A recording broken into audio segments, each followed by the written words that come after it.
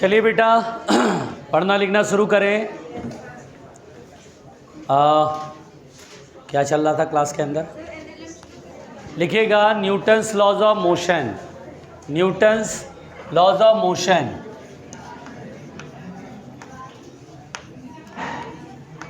Newton's बेटा बात नहीं करिए प्लीज।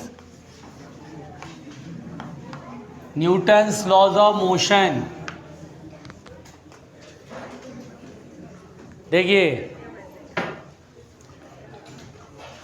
बेटा, इसके बिना फिजिक्स पढ़ना थोड़ा सा शायद नामुमकिन सा ही समझ लो, क्योंकि इसमें आपको फोर्सेस कैसे हम ट्रीट करते हैं, फोर्स कैसे हम उसको डील करते हैं, ये इसमें पढ़ाया गया है। ये बहुत ज़रूरी है ये चैप्टर। इस चैप्टर के बाद, इस चैप्टर में तो पहली बात तो अगर किसी ने एब्सेंट किया तो वो फिजिक्स में कुछ नहीं कर पाएगा, फिर वो 2021 नहीं फिर 2022 के लिए सोचे। प्रॉब्लम है कि जिसने NLM की क्लास मिस कर दी उसके बाद उसका 2022 में कुछ हो पाएगा, 2021 का तो मामला निपट जाएगा। कारण कुछ ऐसी चीज़ें होती हैं जो हर जगह यूज़ होती है, स्प्रेड होती है हर चैप्टर में, और ये चैप्टर उन्हीं में से है। इस चैप्टर के कॉन्सेप्ट अब पूरे फिजिक्स में लगते रहेंगे, हर जगह लगेंगे। इसमें अगर किसी तरह से क्लास आपने एब्सेंट किया, मिस किया, तो फिर बड़ी समस्या हो जाएगी। बात समझ में आ रही है? और जैसे जैसे आगे बढ़ेंगे वैसे वैसे आप देखिएगा कितना इम्पोर्टेंस होता जाएगा फिजिक्स। तो चलिए हम लोग पढ़ते हैं NLM Newton's laws of motion. देखिए मोशन के लिए न्यूटन ने 3 लॉ दिए, 3 लॉज ऑफ मोशन। सबसे पहला जो है Newton's first law. Newton's first law, ध्यान देना बेटा, न्यूटन्स फर्स्ट लॉ को हम लॉ ऑफ इनर्शिया भी कहते हैं।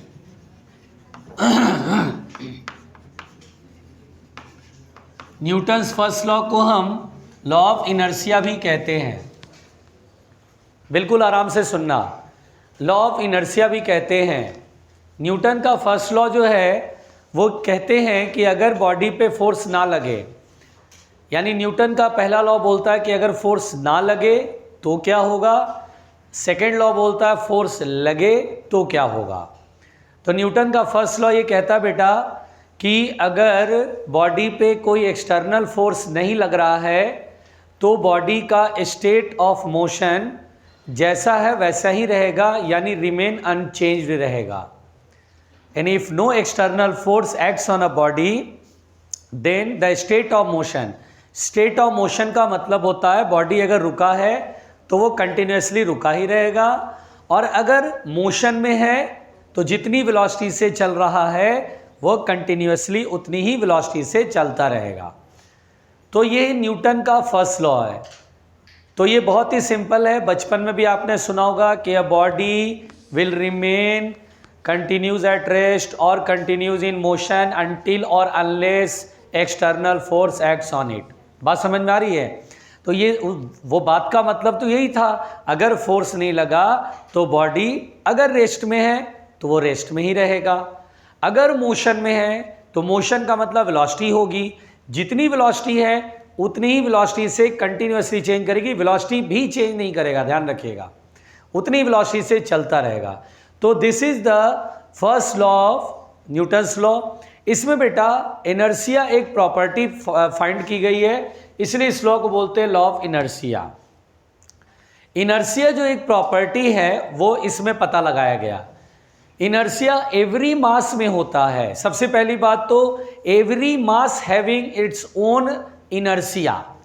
इनर्शिया एक ऐसी प्रॉपर्टी है जो मोशन को, जो भी अवस्था है मोशन की, स्टेट ऑफ मोशन जो भी है उसको मेंटेन रखना चाहता है। यानी इनर्शिया की वजह से अगर बॉडी रुका है तो वो रुका रहना चाहता है, अगर उसको कोई चलाना चाहेगा तो उसको चलने से रोकेगा, अपोज करेगा, विरोध करेगा। पंखा अभी बंद है, अगर हम स्विच ऑन करते हैं तो अपने फुल स्पीड में तुरंत नहीं आता है, ये ड्यू टू इनर्शिया उसको फुल स्पीड आने में टाइम लगता है। इनर्शिया की वजह से उसे फुल स्पीड आने में टाइम लगता है, क्योंकि इनर्शिया हमेशा चाहता है कि भैया जो भी अवस्था है वही रहे, स्टेट में चेंज नहीं आना चाहिए। वो किसी भी तरह के चेंज का अपोज करता है, रुका है तो रुका ही रहना चाहता है। करंट उसको टॉर्क लगा के घुमाता है, इनर्शिया बोलता है नहीं घूमने देंगे। तो वही जो विरोध होता है उसमें टाइम लग जाता है और जिसकी वजह से फुल स्पीड आने में टाइम लग रहा है। तो इनर्शिया हर मास में होता बेटा। अब जैसे कोई बॉडी चल रहा है, अब जैसे पंखा चल रहा है, आप स्विच ऑफ करते हैं तो स्विच ऑफ करते ही पंखा तुरंत नहीं रुकता है, बल्कि स्विच ऑफ करते करंट तुरंत बंद हो गया, लेकिन पंखा कुछ देर तक घूमता रह रहा है। अगर पंखे पे रेजिस्टेंस फोर्स ना लगे, जैसे हवा का रेजिस्टेंस, जिस रॉड पे ये घूम रहा है वहाँ अगर फ्रिक्शन ना हो, अगर कोई रेजिस्टेंस ना हो, तो ये पंखा इनफाइनाइट टाइम तक कंटिन्यूअसली घूमता ही रहेगा। It is due to the inertia. तो ये इनर्शिया की वजह से ऐसा हो रहा है। इनर्शिया हमेशा change in state of motion का अपोज करता है। दरअसल उस कॉज का विरोध करता है, उस कॉज का अपोज करता है जिसकी वजह से स्टेट ऑफ मोशन में बदलाव हो रहा है। बात समझ में आ रही है? तो ये जो न्यूटन्स का जो पहला लॉ है, इसमें इनर्शिया के बारे में बताया गया है। अच्छा बेटा, हम ये जानते हैं कि सभी मास में इनर्शिया है, सब में इक्वल इनर्शिया नहीं है। जिसका मास ज़्यादा है उसमें इनर्शिया ज़्यादा है, और जिसका मास कम है उसमें इनर्शिया भी कम है। जैसे बाइक पर आप अकेले बैठे और गाड़ी स्टार्ट करते, एक्सेलेरेटर दिया, तुरंत गाड़ी आगे बढ़ जाती है। यानी उस स्कूटर या बाइक और आप मिल करके एक मास है, आप में इनर्शिया है। हल्का सा एक्सेलेरेटर देने का मतलब फोर्स लगा आगे की तरफ, और हल्के फोर्स से ही आप चल पड़े, तो इनर्शिया है यहाँ पर, लेकिन इनर्शिया कम है। इनर्शिया चलने से जो अपोज कर रहा है वो कम कर पा रहा है। लेकिन आप सोचिए, अगर 2 लोग और आपके साथ उस बाइक पर बैठ जाए, तो अब 3 लोग हो गए बाइक पर, मास बहुत ज़्यादा हो गया। अब आप थोड़ा सा एक्सेलेरेटर घुमाते हैं तो गाड़ी तुरंत नहीं भागती है, वो हल्के हल्के चलती है। आपको एक्सेलेरेटर ज़्यादा देना पड़ता है। एक्सेलेरेटर ज़्यादा देने के बाद फोर्स ज़्यादा लगाना पड़ेगा। एक्सेलेरेटर जितना ज़्यादा देंगे फोर्स उतना ही आगे की तरफ ज़्यादा लगेगा। तो एक्चुअली इनर्शिया बढ़ गया। हल्के फुल्के फोर्स को तो ये बिल्कुल इग्नोर कर देता कि ना चलने नहीं देंगे, तो ज़्यादा है, बड़े हैं। उस समय चलाने के लिए बहुत फोर्स लगाने की ज़रूरत होती है, तब वो इनर्शिया पे डोमिनेट कर पाता है, तब गाड़ी चल पाती है। अब आप अकेले गाड़ी चला रहे हैं, बाइक है, अकेले चला रहे हैं, ब्रेक हल्का सा लगाया तुरंत गाड़ी रुक जाती है। इनर्शिया जो है वो अब चलते रहना चाहता है गाड़ी को कि चलते रहे भाई, लेकिन चूंकि मास कम है तो इनर्शिया कम है, हल्के से ब्रेक से ही पीछे फोर्स लगता है और गाड़ी रुक जाती है, जल्दी रुक जाती है। वही अगर 3 लोग बैठे हो गाड़ी में, उसके बाद गाड़ी आप चला रहे हैं, बढ़िया स्पीड से चल रही है, और आप हल्का सा ब्रेक लगाते, फर्क ही नहीं पड़ता है, लगता है भाई कुछ फर्क ही नहीं पड़ रहा है, थोड़ा ब्रेक ज़्यादा लगाना पड़ता है। हल्के हल्के फोर्स पे तो इनर्शिया बोलता है भाई चलते रहे भाई, मास ज़्यादा, इनर्शिया ज़्यादा है। इनर्शिया ज़्यादा है तो वो चलाते रहना चाहेगा कि जो है वो चलते रहना चाहिए, स्टेट ऑफ मोशन बदलना नहीं चाहिए, चल रहे तो चलते रहो भाई। वहाँ ब्रेक ज़्यादा लगाना पड़ता है ताकि पीछे की तरफ फोर्स लगे, तो गाड़ी पर बहुत ज़्यादा फोर्स लगे पीछे तो गाड़ी रिटार्ड होकर फिर रुकती है। It is due to the inertia. अभी हल्की बॉडी, कोई हल्का सा गाड़ी है, पलटी मारता है, जरा सा आगे गया, डिवाइडर में टकराया, रुक गया, मास कम है। कोई भारी गाड़ी गिर जाए तो डिवाइडर लपेटते बिल्कुल रोड के साइड में एक तरफ कर देता है। इनर्शिया ज़्यादा है, छोटे मोटे फोर्स से उसको फर्क नहीं पड़ेगा। मेरी बात समझ में आ रही है? तो ये इनर्शिया की प्रॉपर्टी ये लॉज ऑफ मोशन में फर्स्ट लॉ में मिला है। बोलो क्लियर हो गया? अच्छा बताइए, अगर चलती बस में ब्रेक लगता है तो हम आगे झुकते हैं, ये इनर्शिया ऑफ मोशन का एग्जाम्पल है कि इनर्शिया ऑफ रेस्ट का? तो हम बोलते हैं इनर्शिया ऑफ मोशन का ना। सुनो, पहले बस चल रही है तो हम भी चल रहे हैं, हमारी बॉडी, अरे तो सुन तो लो, पहले मेरी बात तो सुन लो। हम चल रहे हैं गाड़ी में, गाड़ी चल रही है तो हम भी तो मोशन में है, हमारे में मास है, यानी हमारे में इनर्शिया है। अब गाड़ी अचानक से रुक गई, रुक इसलिए गई क्योंकि ब्रेक लगाए तो पीछे फोर्स लगा। अब हम खड़े हैं, मान लो खड़े, पकड़ा भी नहीं, ऐसे ऊपर पकड़ने वाला होता है ना, हमने वही पकड़ा, तो हमारे में इनर्शिया है, बस तो रुक गई, लेकिन हमारे में इनर्शिया है, वो जाएगी कि भैया चलो भाई आगे, तो हम इनर्शिया की वजह से आगे जाएंगे। जब तक सपोर्ट नहीं लेंगे तब तक तो हम आगे जाएंगे। इनर्शिया खींचेगा, चल भाई क्या कर रहा है, चल। इनर्शिया क्या करता है, बोलता है चल रहा है तो चलते रहे, और चलते रह रहा है। अगर आप जब तक अपने आप को सपोर्ट नहीं लेंगे, सपोर्ट लेने से क्या होगा, फोर्स पीछे लगेगा, फोर्स पीछे लगेगा, इनर्शिया का अपोजिट लगेगा, तब जाके आप रुक जाएंगे। अब पैर जमीन पर है ना, मतलब वो जो फ्लोर होता है बस का, तो वहां पे तो फ्रिक्शन है, तो ऐसा लग रहा है पैरों को किसी ने पकड़ रखा है, पूरी बॉडी को तो पकड़ा नहीं है, हमने सपोर्ट लिया नहीं है, हम इनर्शिया की वजह से आगे की तरफ झुकते हैं। हम सपोर्ट लेंगे तो ठीक है, नहीं तो गिर जाएंगे। तो this is the inertia of motion. ये इनर्शिया ऑफ मोशन का एग्जांपल है कि आप मोशन में है, यानी आप में इनर्शिया ऑफ मोशन है, अब वही रखना चाहता है, फोर्स नहीं लगेगा तो आप बिल्कुल उस तरफ जाएंगे। चलती बस से आप उतरते हैं, तो चलती बस से उतरते ही आप उल्टा दौड़ते हैं कि उसी डायरेक्शन में दौड़ते हैं? और दौड़ते समय क्या बिल्कुल ऐसे दौड़ते हैं? नहीं, पैरों से आगे दबाते हैं, पीछे नहीं दबाते हैं। जमीन को किधर दबाते हैं?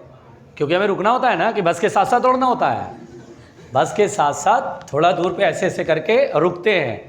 उसमें क्या होता है, पैरों से ज़मीन को पीछे नहीं धकेलते हैं, वरना तो हम तो रेस लगाने लगेंगे। फिर हम रेस थोड़ी ना लगा रहे हैं, हम रेस नहीं लगा रहे हैं, हम क्या कर रहे हैं, चलती बस से 10-12 कदम चलने के बाद रुक जाते हैं।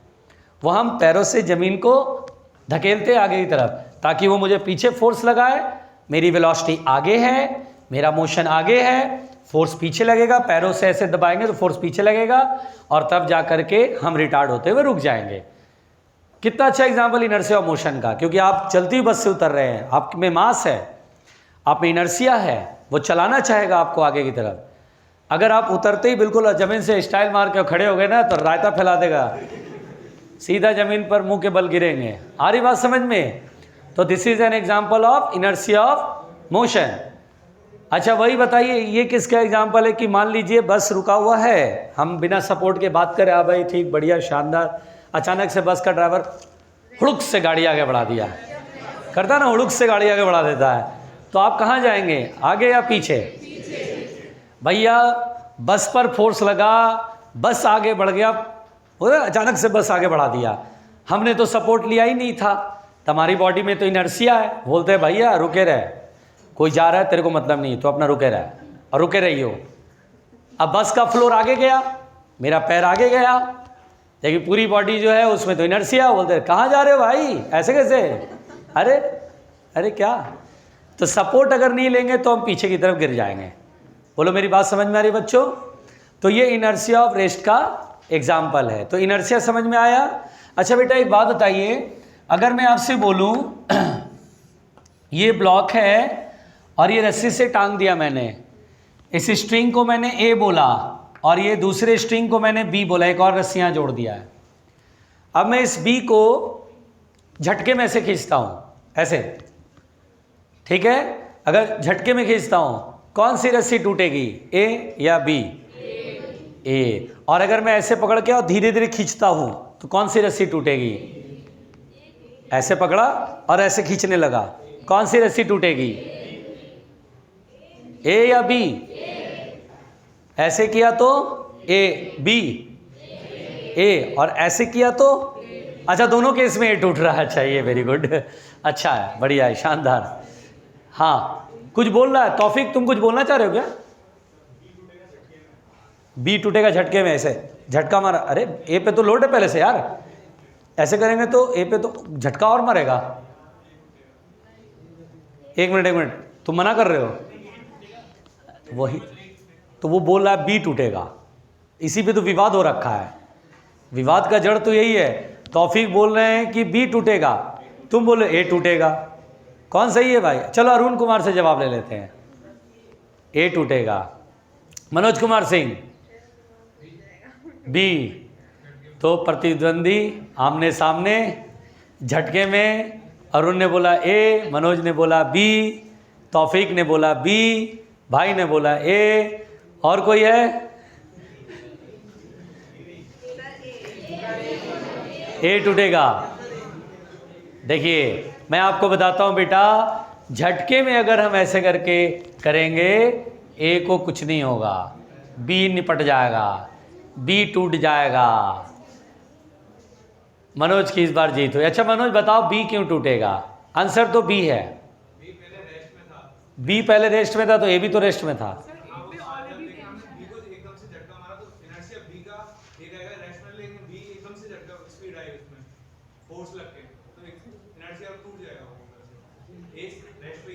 मज़ा नहीं आया, मज़ा नहीं आया।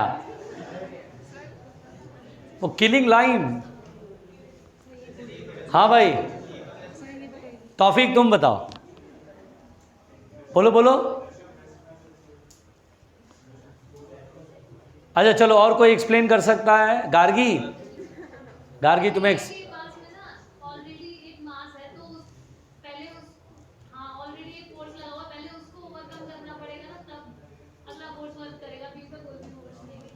तुम्हारा आंसर क्या है? ए टूटेगा या बी टूटेगा? आंसर तो है बी टूटेगा। अच्छा देखिए, इसका बहुत सीधा सीधा एक्सप्लेनेशन है, बात समझिए। अच्छा बेटा, झटके में फोर्स लगाने का मतलब मैंने कितनी देर तक फोर्स लगाया? बहुत ही छोटे से समय के लिए, वह बहुत ही छोटा होगा। ऐसे खींचना मतलब बहुत ही छोटे समय के लिए। तो क्या होता बेटा कि जब आप बहुत छोटे समय के लिए फोर्स लगाते हैं तो इस ब्लॉक को देखिए, ये मास है, इसमें मास है और मास है तो इसमें इनर्शिया है और इनर्शिया है, अभी ये रेस्ट में है। तो इसके अंदर सोचो इनर्शिया एक आत्मा की तरह है। आत्मा घुसी हुई, बोले ना चलना नहीं है दोस्त, समझा के रख रहा हूँ, रुके रहियो, कोई कुछ भी बोले, कोई कुछ भी करे, चलियो मत। वो ब्लॉक को अंदर ही अंदर समझा के रखे हुए कि चलना नहीं है तुझे, इस बात को ध्यान रखियो, अगर तू चलने की कोशिश करेगा मैं तेरा विरोध करने लगूंगा। तो अंदर जो आत्मा है बेटा, इनर्शिया, वो इस ब्लॉक को समझा बुझा के रखे हुए, टेंशन मत ले, टेंशन मत ले, बिल्कुल तू रेस्ट में रहियो, गलती करा तो मैं अपोज कर लूँगा। अब मैंने फोर्स लगाया, बहुत ही छोटे समय के लिए फोर्स लगाया। जैसे ही फोर्स लगाया तो एक तब टूटता है जब ब्लॉक नीचे की ओर जाएगा, क्योंकि इस पे और वजन बढ़ेगा, वजन बढ़ेगा तो टूट जाएगा। लेकिन क्योंकि बहुत छोटे से समय के लिए फोर्स लगाया, उस फोर्स का इफेक्ट इस ब्लॉक पर लगा, फोर्स लगेगा, क्योंकि ऐसे खींचोगे तो बी को खींचोगे ऐसे करके तो फोर्स ब्लॉक पे लग रहा है, बट वो फोर्स अत्यंत ही छोटे समय के लिए लग रहा है।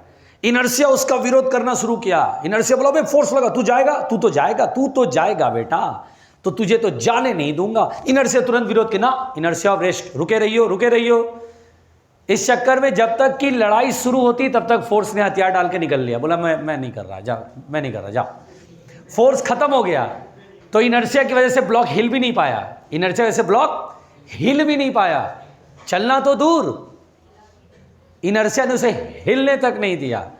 क्योंकि अगर फोर्स लगता, झगड़ा होता, फिर झगड़ा होता तो एक्सटर्नल फोर्स जीतता, इनर्शिया हारता, ब्लॉक चलता। लेकिन ये सब कुछ तब होता है जब कुछ समय देते। यहाँ तो समय ही नहीं दिया हम लोगों ने, ये तो ऐसे स्नैपशॉट दिया, ऐसे करके फोर्स लगा दिया और बहुत ही छोटे समय में लगाया और ख़त्म कर दिया। तो जब तक इनर्शिया तैयारी शुरू करता लड़ने की, तब तक फोर्स खत्म, बोला अरे छोड़ो, बैठे रहो, कहाँ जा रहे हो। तो ब्लॉक का कुछ नहीं बिगड़ेगा, ब्लॉक बिल्कुल नहीं चलेगा।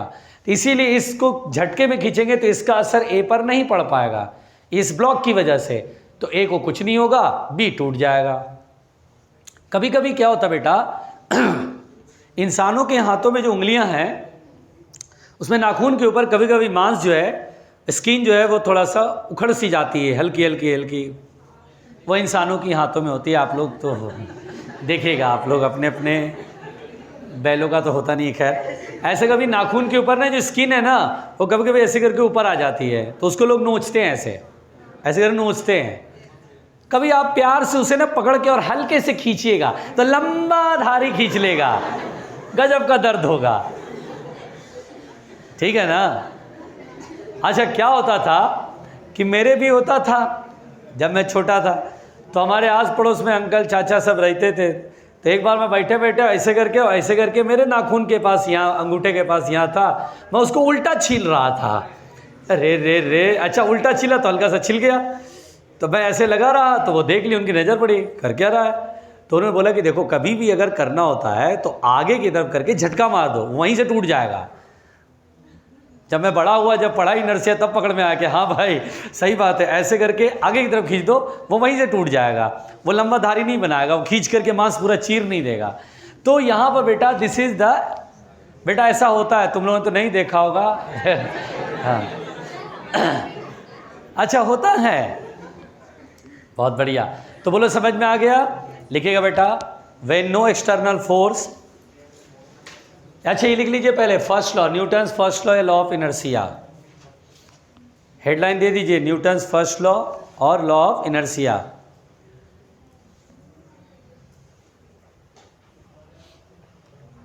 बोले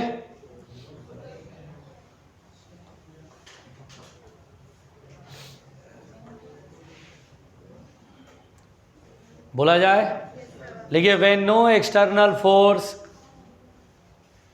when no external force acts on a body, when no external force acts on a body, then state of motion of the body will remain unchanged. Then state of motion of the body will remain unchanged. Will remain unchanged.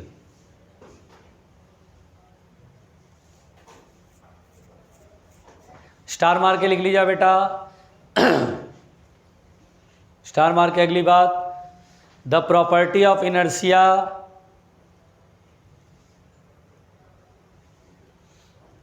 The property of inertia always opposes, the property of inertia always opposes the change in state of motion, always opposes the change in state of motion.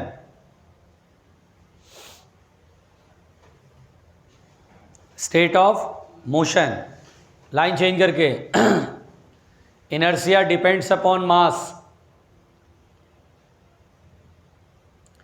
inertia depends upon mass. Heavier be the mass, greater be its inertia. Heavier be the mass, greater be its inertia.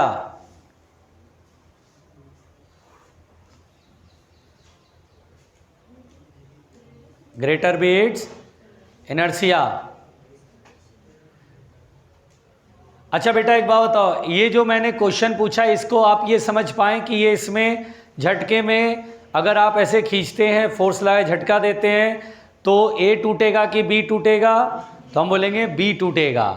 Clear है ना? ये कोई दिक्कत तो नहीं है? ये diagram बनाए, स्टार मार के अगले पॉइंट में।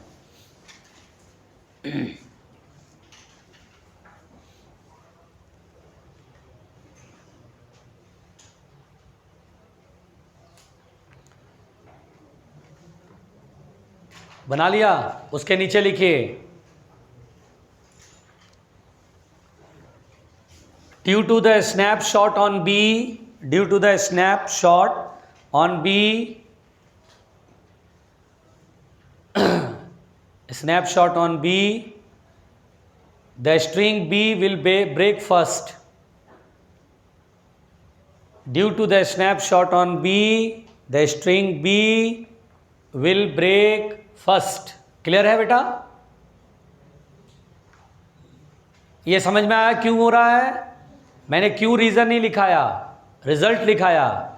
समझ में आ रहा है ना? ओके, फिर लिखेगा whereas when force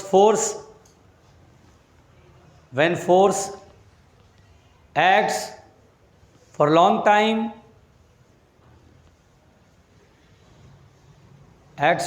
time, then string A will break first. Then string A will break first.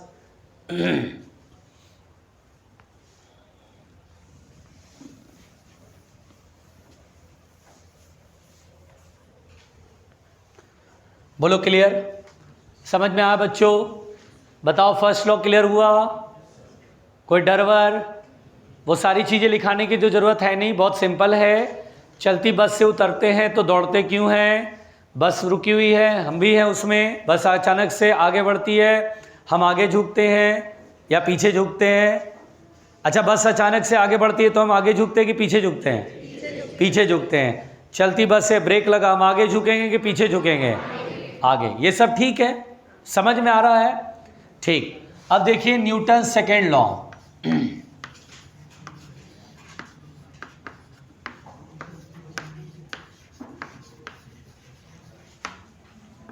जिसे हम बोलते हैं लॉ ऑफ फोर्स।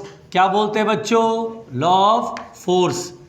आराम से भैया, आराम से भैया। तो देखिए न्यूटन से सेकेंड लॉ और लॉ ऑफ फोर्स, बेटा प्लीज। तो देखिए न्यूटन से सेकेंड लॉ और लॉ ऑफ फोर्स है क्या बेटा? ध्यान से समझिएगा। यहां पर बेटा न्यूटन ने कहा कि अगर किसी बॉडी पे फोर्स लगेगा तो बॉडी पर फोर्स लगने से, जैसे ये कोई बॉडी है, इस पे फोर्स लगाया हमने, तो अगर किसी बॉडी पे फोर्स लगेगा तो जो फोर्स होगा वो rate of change of linear momentum के इक्वल होगा। ध्यान दीजिएगा बेटा, अगर किसी बॉडी पे फोर्स एक्सर्ट होगा तो लीनियर मोमेंटम में चेंज होता है, and the rate of change of linear momentum is called force या is equal to the force. यहाँ पर बेटा पहली बात ये समझिए, सब लोग जानते हैं अगर कोई बॉडी जिसका मास m है, वेलोसिटी v है, तो लीनियर मोमेंटम हम लोग कितना जानते हैं? Mass into velocity. Linear momentum is mass into velocity. अगर मैंने इस पे फोर्स लगाया तो फोर्स लगने से change in momentum dp vector upon dt होता है। क्या मैं mv लिख दूं बेटा? Differentiation of mv with respect to t, क्या मैंने सही लिखा? क्योंकि dp बाई dt होता है, p की जगह मैंने लिख दिया mass into velocity. Linear momentum, every moving object having its own linear momentum. Linear momentum is the mass into velocity. Linear momentum में जो डायरेक्शन होता है वो वेलोसिटी की डायरेक्शन में होगा। यहाँ पर बेटा ये समझिएगा कि ये प्रोडक्ट रूल लगाएंगे डिफ्रेंशिएशन का, जिसमें m को रखेंगे और v को डिफ्रेंशिएट करेंगे dv बाई dt। फिर यहाँ पर बेटा प्लस v वेक्टर रखेंगे और dm बाई dt। ध्यान दीजिएगा, अब यहाँ पर बेटा dv बाई dt को हम क्या बोलते हैं? एक्सेलरेशन।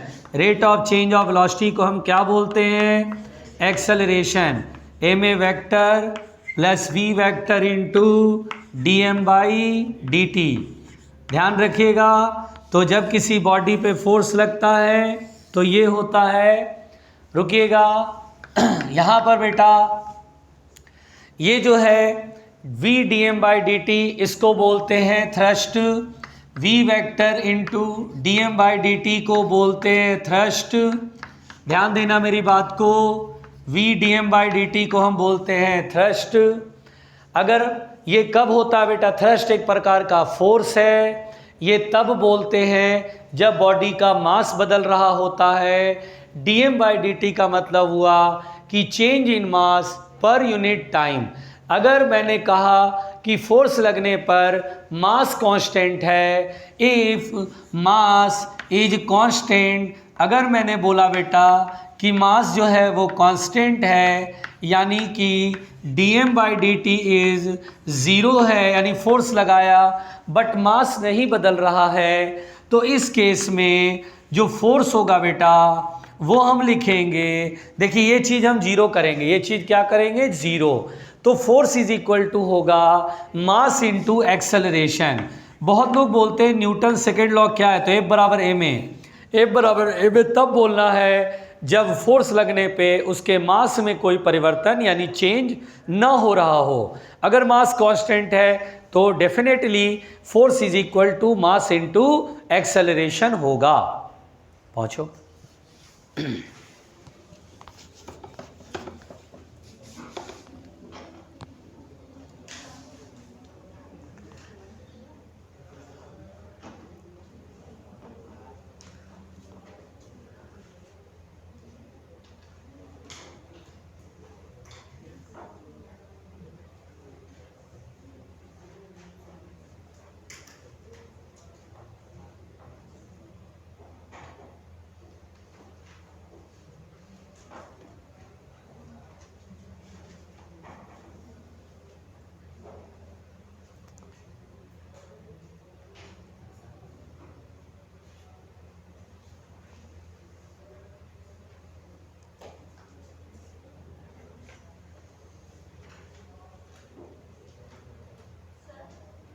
बोलो।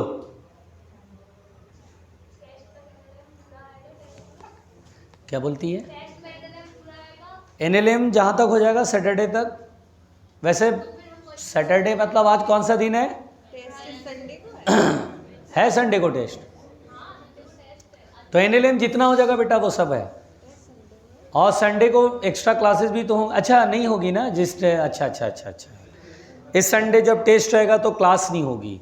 अच्छा अच्छा, तो सैटरडे तक जितना हो जाएगा कर लेंगे, डोंट वरी।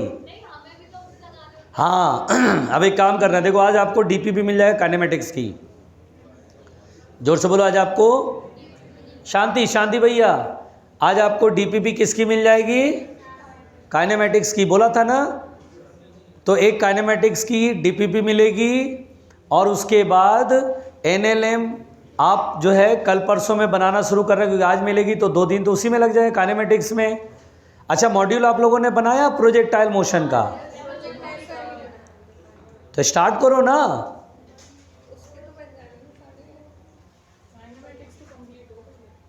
तो NLM थोड़ा बहुत देंगे, ठीक है, अगर ऐसी बात है तो NLM थोड़ा बहुत ही देंगे। कुछ क्वेश्चन तो मैं भी कराऊंगा।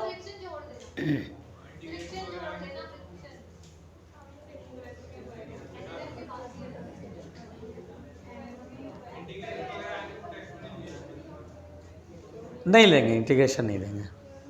अब आराम से सुनो बच्चों, एक तो टेस्ट का एक तो सिलेबस फाइनल है, एक चैप्टर काइनेमेटिक्स यानी 1D और 2D मोशन में प्रोजेक्टाइल, ये तो आएगा, इसमें तो कोई दो राय नहीं है। लॉज ऑफ मोशन मैं जैसे अभी पढ़ा रहा हूँ तो लॉज ऑफ मोशन तो स्टार्ट किया मैंने, क्वेश्चन तो जम के कराऊंगा क्लास में, मॉड्यूल नहीं, अपनी तरफ से खूब सारे को एग्जाम्पल लूँगा।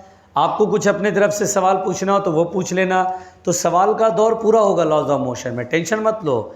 ऐसा हम ये भी नहीं करेंगे कि आप ये सोच रहे हैं कि सर जो है वो जल्दी जल्दी आगे बढ़ते जा रहे, इतना भी जल्दी मैंने आपको कितनी बार बोला है, बहुत आराम से एक चीज़ माइंड सेट करके चलना। हम जल्दबाजी किसी भी चीज़ की नहीं करेंगे, सवाल भी हम भरपूर कराएंगे क्लास के अंदर। हाँ बस एक काम ये नहीं करना है कि मॉड्यूल हम क्लास में नहीं डिस्कस करेंगे, लेकिन ऐसा नहीं है कि पढ़ाने के दौरान आप मॉड्यूल से कोई सवाल पूछेंगे तो हम उसे मना कर देंगे। भाई हम तो आपकी बेहतरी के लिए ही कर रहे हैं ना, तो फिर मैं आपका कैसे दिल तोड़ दूंगा कि आप सर एक मॉड्यूल का सवाल बता दो।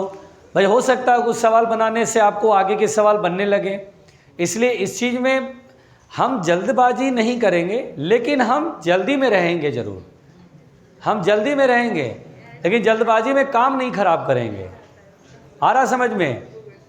आज कितनी तारीख है? 9 तारीख है ना। अब मेरा टारगेट है कि देखो बहुत जगह इससे पहले भी यहाँ पर और भी जगह प्रॉब्लम ये होती बेटा, मैकेनिक्स एक बहुत लंबी यूनिट है, आप लोगों को अगर खबर नहीं हो तो मैकेनिक्स एक बहुत लंबी यूनिट है।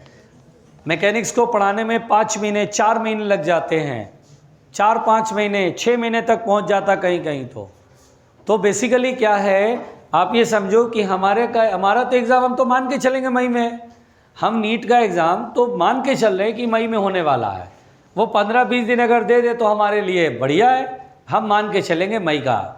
तो प्रॉब्लम ये है कि अगर हम 4 महीने मैकेनिक्स पढ़ाएंगे तो हम फिजिक्स पूरी कब पढ़ाएंगे? बात समझ में आ रही है? और मैं आपको बता दूं, मैकेनिक्स अगर कंप्लीट हो गया तो आप समझिए फिजिक्स में बहुत बड़ी यूनिट कंप्लीट हो गई, इसके टक्कर की कोई यूनिट ही नहीं है फिजिक्स के अंदर। और मैं इतनी बड़ी यूनिट मैं आपको बोल रहा हूँ, दिसंबर के लास्ट 31 दिसंबर तक मैं आपको रोटेशन पढ़ा के दे दूँगा, रोटेशन पढ़ा कर दे दूँगा। मेरे पास है 20 दिन का समय, 20 दिन का समय बच रहा है मेरे पास। अब 20 दिन में मेरे पास है फ्रिक्शन, सर्कुलर मोशन, वर्क पर energy, collision, centre of mass and rotation, यानी 5-6 चैप्टर है। अब 5-6 चैप्टर है, लेकिन जल्दबाजी भी नहीं करूँगा। संडे को 2 घंटे क्लास लेने आता हूँ, इस बार संडे को लिया था, कमिंग संडे को नहीं ले पाऊँगा क्लास, अगले संडे में 2-2.5 घंटे पढ़ाऊँगा और अपने टारगेट को अचीव करने की पूरी कोशिश करूँगा। अगर हमने 31 दिसंबर तक रोटेशन स्टार्ट भी कर लिया, रोटेशन ख़त्म कर लिया, तो ये समझ लेना कि आगे जनवरी के संडे पे प्रेशर ज़्यादा नहीं पड़ेगा, कि आराम से 1.5 घंटा भी पढ़ा लिया संडे तो भी मेरा आराम से सिलेबस मैनेज हो जाएगा। अगर आप कहेंगे तो मैं आपको प्लानर दे दूंगा कि मैं कैसे कैसे पूरा पढ़ाऊँगा, ठीक है? तो आप जल्दबाजी मत करना, वो मेरे ऊपर है। मैं पढ़ाने को तैयार हूँ, आपका काम है बस आपको पढ़ने को तैयार रहना है बस। अब हम वेल मैनेजमेंट कैसे करें? हमें ख़त्म नहीं करना है सर, हमें बहुत अच्छे से ख़त्म करना है, क्योंकि हमारा कैरियर है। एग्ज़ाम में जाके ये ना महसूस हो कि फिजिक्स के सवाल ही नहीं लग रहे हैं, एग्ज़ाम में ये जाके महसूस हो कि फिजिक्स के सवाल बहुत अच्छे लगे। बना लिया हमने, बहुत सारे सवाल बनाए। ये मुंह से निकालने के लिए आपको अब यहाँ से काम शुरू करना पड़ेगा। हम आप पे भरोसा इस बात की कर रहे हैं कि आप मॉड्यूल बना रहे हैं। हम आपको, आप देखिए, मैं अपना काम ईमानदारी से करूं और आप नहीं करेंगे ईमानदारी से तो मेरा कुछ नहीं बिगड़ेगा, बिगड़ आपका जाएगा। हाँ, मेरा प्रोफेशन है, मेरा कैरियर है इसमें कि आप सेलेक्ट होंगे तो मेरी दिहाड़ी बढ़ेगी, लेकिन उससे बड़ी बात है कि मेरी दिहाड़ी ना भी बढ़े, अल्टीमेटली नुकसान तो आपका होगा ना दोस्त।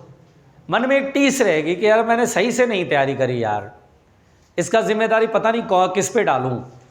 लेकिन अगर आपने तैयारी कर ली, क्वेश्चन बना लिए, जितना नंबर लेके आए थे फिजिक्स में इस बार, सोच के चलिए अगर उसमें 50 नंबर की भी बढ़ोतरी हो गई तो कितनी अच्छी बात होगी। क्यों भाई, 50 नंबर, 60 नंबर, जैसे अगर आप 70 नंबर लेके आए थे, 60 नंबर अगर आपके बढ़ गए तो 130, 135 पे तो बहुत अच्छा मामला बन जाता है। 135 प्लस आ गया तो फिर तो आप समझ जाओ कि भाई कट ऑफ चाहे जितनी हाई जाए आपका होने वाला है, क्योंकि फिजिक्स 135 लाए तो बायो और केमिस्ट्री उसी प्रोपोर्शन में उतने अच्छे मार्क्स उधर भी तो आएंगे, क्योंकि फिजिक्स अगर 135 है तो इसका मतलब का नॉलेज है, और जो फिजिक्स में नॉलेज रख रहा है इसका मतलब उसका केमिस्ट्री और बायोलॉजी तो ऑब्वियस सी बात है इससे ऊपर ही रहेगा। तो ऑब्वियस सी बात है कि कट ऑफ चाहे जितना हाई जाए आप इतना क्रैक डाउन कर लोगे। तो मैं आप पे सिर्फ इतना भरोसा कर रहा हूँ और आपसे यही वादा चाहूँगा, और आप सभी लोग क्लास में बैठे कोई रिस्क इस बार मत लो। मैं बता रहा हूँ बेटा, 2021 के लिए कोई रिस्क मत लो। मॉड्यूल आपको एकदम लगातार बनाने हैं, मॉड्यूल आपको लगातार बनाने, क्योंकि मैं मॉड्यूल डिस्कस नहीं कर रहा हूँ तो मैं पूछ नहीं रहा हूँ कि आप कौन सा क्वेश्चन बना रहे हैं, लेवल कौन सा चल रहा है। आपको डेली टारगेट सेट करना है, 35-40 क्वेश्चन डेली बनाने हैं आपको। अगर आप निरंतर करते जाएंगे 7-8 दिन में पूरा मॉड्यूल ही कंप्लीट हो जाएगा। अगर आप पकड़ के चलो कि 40 क्वेश्चन डेली बनाते हो, चलो छोड़ो 30 क्वेश्चन ही डेली बनाते हो, 30 क्वेश्चन 6 दिन में 180 होते हैं, यानी पूरा मॉड्यूल साफ, पूरा मॉड्यूल ही साफ, बल्कि ऊपर से और एक आध दो कहीं से डीपीपी वगैरह ये सब बना लोगे, पकड़ के चलोगे अगर 30 सवाल। और अगर तुमने आलस दिखाया तो इस आलस का उस समय तुम्हें रिजल्ट नहीं पता चलेगा। हम आलस दिखाते हैं, हमें लगता है यार ठीक है, हो गया, ठीक है, नहीं बनाया, कोई दिक्कत नहीं, मुझे टाइम नहीं मिला, मेरे पास वो नहीं था, ये नहीं था, बहाने हो गए। 30 क्वेश्चन आपने नहीं बनाया, अगले दिन भी नहीं बनाया, पिछड़ आप जा रहे हो। हम लॉज ऑफ मोशन पे आ गए हैं, अब आप समझ रहे हो, हम लॉज ऑफ मोशन पे आ गए हैं। काइनेमेटिक्स की डीपीपी मिलने वाली है, तो मैं ये तो चाहूँगा कि मोशन इन 1D का तो कम से कम मॉड्यूल सबने बना लिया होगा, ऐसा मैं अपनी तरफ से सोचूंगा। प्रोजेक्टाइल मोशन स्टार्ट कर दिया होगा, ऐसा मैं सोचूंगा। मैं मॉड्यूल डिस्कस नहीं कर रहा हूँ, मैं पहले बता रहा हूँ, मॉड्यूल के लिए आपको सोल्यूशन देखना है जाकर के ऐप पर। आप इतना काम तो करेंगे ना भाई, करेंगे कि नहीं करेंगे? करेंगे। अरे हम तो अंदर से बहुत खतरनाक प्राणी है सर आप चाहे कुछ कर लो, हम तो नहीं करेंगे। तो नहीं करोगे तो इसका परिणाम किसको भुगतना है भाई? तुम्हें। अच्छा ये ठीक है, बाहर निकल पड़े, फिजिक्स वाले ने कुछ पढ़ाया कहाँ, मॉड्यूल का एक सवाल डिस्कस करा है, मम्मी देखो तो एक सवाल नहीं डिस्कस करा, पापा देखो एक सवाल नहीं डिस्कस करा, लेवल 1 पूरा कोई चैप्टर ही नहीं डिस्कस हुआ, लो फैल गया रायता। मम्मी पापा भी एकदम बिल्कुल आकर कह रहे तुम मूर्ख कैसे पढ़ाया मेरे बच्चे को है, जबकि सच्चाई तो कुछ आ रही है। इंसान के अंदर ना कमी होती है ना, तो उस कमी को पहचानता नहीं है, जिसको बोलते हैं आत्मचिंतन, सेल्फ एनालिसिस। वो अपनी कमियों को दूसरे पे बोलता है, यही है, इसी की वजह से नहीं हुआ, वो है उसकी वजह से नहीं हो रहा मेरा। अरे कौन रोक रहा भाई, 3 घंटा का पेपर है, तुमको जो करना तुम करो ना, मैं कहाँ रोक रहा हूँ। क्या मॉड्यूल बनाएंगे आप? इतना चार्ज करने के बाद यस सर, इतना धीमे से यस सर, अब क्या आग लगा दूं यहाँ पर, पेट्रोल छिड़कूं और उसके बाद यहाँ से यहाँ तक आग लगा दूं, आग बिल्कुल धधकता हुआ चले, उसके बाद जो उसमें, हाँ बस बस बस बस बनाएंगे ना मॉड्यूल। और आज काइनेमेटिक्स की डीपीपी मिल जाएगी। चलिए खैर, लिख लिया बेटा आप लोगों ने?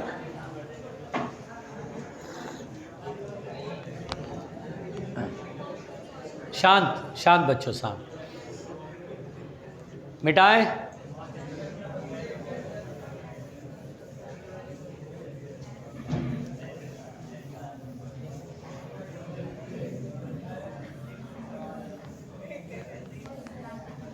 हाँ सुनिए बच्चों, यहाँ पर बेटा न्यूटन सेकेंड लॉ में बहुत आराम से सुनिएगा बेटा, F = ma हम तब लगाएंगे, और आराम से सुनो, फोकस करके पूरा सुनो, लिखने का पूरा मौका आपको देते हैं, आराम से तबीयत से सुनो, पहले दम तरीके से पढ़ो बिल्कुल। F = ma हम तब लगाते बेटा जब मास कांस्टेंट होता है। यहाँ पर बेटा अगर बॉडी पे एक से ज़्यादा फोर्सेज लग रहे हों तो ये फोर्स फिर नेट फोर्स हो जाएगा, रिजल्टेंट फोर्स हो जाएगा। वेक्टर का रिजल्टेंट हम निकालना सीख चुके हैं पहले भी। तो अगर बॉडी पर एक फोर्स हो तो F बराबर m है, और अगर एक से ज़्यादा फोर्सेज हो तो फोर्सेज का रिजल्टेंट निकाल के और फिर मास इनटू एक्सेलरेशन करते हैं। यहाँ पर बेटा ज़रा ध्यान देने वाली बात यह है कि अगर मैं आपसे कहूँ कि ये कोई प्लैंक है बेटा, इसमें ये स्लॉट बना हुआ है, ध्यान से सुनिएगा, ये कोई प्लैंक है और इसमें सुनिए ध्यान से, स्लॉट बना हुआ है ऐसे, और बेटा ये v वेलोसिटी से चल रहा है। अब बेटा ऊपर से ऐसे करके मैं मास ऐसे करके इसमें इस स्लॉट में जो है ऊपर से गिरा रहा हूँ। ये गिरा है गेंद, ये आया इस गड्ढे में गिर गया, फिर दूसरा गेंद छोड़ा गड्ढे में गिर गया। तो बेटा दो तरीके से हम इसमें मास भर रहे हैं। एक तो होता है कि जैसे ये बड़ा सा, जैसे क्या होता है ना कि कोयले वाला जो पूरा डिब्बा होता है वो अंदर से पूरा खाली है मान लो, और ट्रेन गुजर रही है, मैं ऊपर से ऐसे करके और ऐसे करके कोयला डाल रहा हूँ, तो कोयला डाल रहा हूँ। एक तो ये हुआ, दूसरा ये हुआ कि ट्रेन चल रहा है तो मैं ट्रेन के साथ दौड़ने लगा, ट्रेन की जितनी स्पीड उतनी स्पीड से दौड़ने लगा और फिर कोयला डाल दिया। दो तरीके से मैं ऑब्जेक्ट डाल सकता हूँ। ऐसे वैगन होता है ना, इसमें वैगन, ऐसे वैगन होता है, ऐसे करके स्लॉट होता है, चल रही है गाड़ी, तो वैगन पूरा चल रहा है, खाली है, इसमें मैंने पहले तो मतलब मान लो पहले रुका हुआ हूँ, वैगन चल रहा है, मैंने डाल दिया ऐसे, ठीक। और एक होता है मैं दौड़ते हुए और फिर वैगन वो ऑब्जेक्ट डाल रहा हूँ। तो बेटा दरअसल क्या होता है उन दोनों में, ध्यान से मेरी बात सुनिएगा, फील करिए, आप बहुत आराम से इसे फील कर सकते हैं। मान लो बेटा अगर हम कोई ऑब्जेक्ट ऐसे गिराएंगे तो इसमें वेलोसिटी है v, इसमें तो वेलोसिटी नहीं ना है v, ऐसे तो गिरा रहे बस, छोड़ दिया। तो जैसे ही इसमें आएगा तो ये इसमें आया, मान लो उछल नहीं रहा, मान लो क्ले बॉल है चिपक गया, या मान लो उछल नहीं पाया इतना, ठीक, पकड़ के चलना ऐसा, इसमें तो वेलोसिटी है नहीं, तो ये क्या होगा, ये फ्लोर जो होगा इस गाड़ी का, इस ट्रॉली का, वो तो आगे जा रहा है v वेलोसिटी से, उसके ऊपर ये फिसलेगा, फिसलेगा नहीं फिसलेगा, क्योंकि इसमें तो वेलोसिटी है नहीं, और ये इस दीवार से टक्कर मारेगा, टक्कर नहीं मारेगा, ऐसे दीवार से टकराएगा, धाड़ से, अबे क्या गिराया बे, अच्छा कुछ नहीं, और टक्कर मारा, तो जब ये एक्शन करेगा तो ये रिएक्शन मिलेगा, तो ये इसकी वजह से ये साथ फिर चलने लगेगा। लेकिन इस झटके की वजह से पूरी ट्रॉली पे झटका लगेगा, पूरी ट्रॉली पे झटका लगेगा और ट्रॉली की वेलोसिटी स्लो डाउन हो जाएगी, क्योंकि पीछे की ओर फोर्स लगा, तो ट्रॉली की वेलोसिटी क्या होगी बेटा, स्लो डाउन होगी। फिर एक ऑब्जेक्ट और गिराया, फिर वो धाड़ से टक्कर मारेगा पीछे वाली दीवार पे, आगे वाली दीवार पे थोड़ी ना मारेगा, पीछे नहीं आ रहा समझ में, आ रहा है समझ में, पीछे वाली दीवार पे, क्योंकि ये तो चल रहा है ट्रॉली, इसमें तो वेलोसिटी है नहीं, वो आगे क्यों जाएगा, वो धाड़ से पीछे वाले फिर फोर्स लगेगा, फिर वेलोसिटी डिक्रीज हो जाएगी, नहीं आया समझ में। तो जैसे हम इस केस में बॉडी को डालते हैं, तो बताओ ये ट्रॉली की स्पीड घटेगी या बढ़ेगी, कम होगी। आ रही मेरी बात समझ में।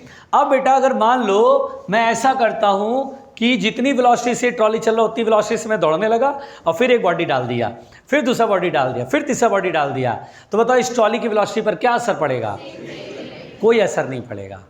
जिस वेलोसिटी से तुम दौड़ रहे हो उसी वेलोसिटी से ट्रॉली, तो जो तुम्हारे हाथ में ऑब्जेक्ट उसमें भी तो वही वेलोसिटी है, v है कि नहीं, उसे रख दिया या डाल दिया, ऐसे छोड़ दिया, तो इसमें वेलोसिटी v है, तो ये इस पीछे वाली वॉल से टकराएगा ही नहीं, पीछे वाली वॉल से टकराए नहीं, साथ साथ चलने लगेगा।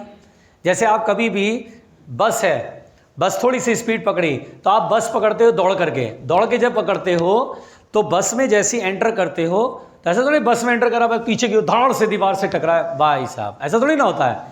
बल्कि आप क्या करते हो, आप में ऑलरेडी वेलोसिटी आ चुकी है, बस में वेलोसिटी है, थोड़ा बहुत अगर बस से कम भी है, आप अगर चढ़ते हो तो आप पकड़ लेते हो, सपोर्ट लेते हो, आप इजीली मैनेज कर लेते हो अपने आप को। अब एक आदमी मैंने ऐसे कि बस इधर जाएगा और ऐसे आदमी को फेंकूंगा मैं। अब बस का दरवाज़ा खुला है, बस जैसे ऐसे जाने लगा, जैसे ही दरवाज़ा सामने फेंक दिया उसको, वो सीधा पिछले दीवार को मारेगा सीधा। बोलो बात समझ में आ रही है? नहीं आ रही समझ में? क्लियर हो रहा है बेटा? तो यहाँ पर बहुत सिंपल सी बात है कि अगर जो चीज़ गिराई जा रही है वो कैसे, आप जैसे मान लो बेटा, अगर कहीं सवाल ऐसा आ गया, बताना जरा, ये ट्रॉली है और इसमें रेत भरा हुआ है, ये ट्रॉली है, इसमें रेत भरा हुआ है, ये ट्रॉली 10 मीटर पर सेकंड की रफ्तार से चल रही है और यहाँ एक होल कर दिया, तो रेत का क्या होगा? गिरेगा ना। तो रेत यहाँ से गिरने लगा, बताना है ट्रॉली की स्पीड क्या होगी? डिक्रीज करेगी, इंक्रीज करेगी? चलो दो ही ऑप्शन लो, 4 ऑप्शन की जरूरत क्या थी? डिक्रीज या इंक्रीज? पक्का? अरुण से पूछ लेता हूं। अरुण, मनोज, इंक्रीज होगी। तौफीक,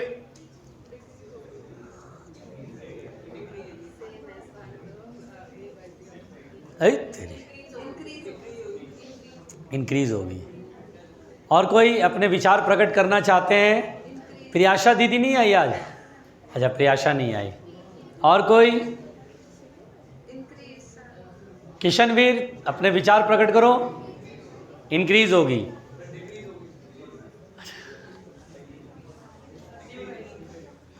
इसका आंसर होगा कि सेम रहेगा।